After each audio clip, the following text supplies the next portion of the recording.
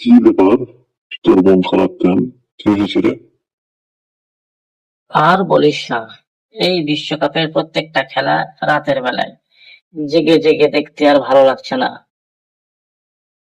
কালকেও তো সারা রাত জেগেছিস। কি ব্যাপার, প্রিয় দলের খেলা ছিল নাকি? আরে না, প্রিয় দলের খেলা ছিল না। আসলে ফুটবল খেলা দেখতে ভালো লাগে তো। পায়ের কি জাদু, জাদুময় খেলা, এক একটা সূক্ষ্ম সূক্ষ্ম পাস দেখতেই ভালো লাগে। এমন ভেলকি দিয়ে গোল দেয়, দেখে মাথা খারাপ হয়ে যায়। তাই দেখতে গেছিলাম শহীদ মিনারে। আমি তো ভাবতাম শহীদ মিনারে যে মানুষ শহীদদের রুহের মাগফিরাত কামনা করে। এখন দেখছি শহীদ মিনারে যে ফুটবল খেলা দেখে। আরে এসব শহীদ মিনার অযথা, এগুলো হচ্ছে বিনোদন স্পট। ছাত্রছাত্রীরা ঘুরে ফিরে গল্প করে, খাওয়া দাওয়া করে, প্রেম প্রীতি সময় কাটায় এগুলোর জন্য। আর বছরে শুধুমাত্র 21শে ফেব্রুয়ারির দিন এটা শহীদ মিনারের রূপ নেয়।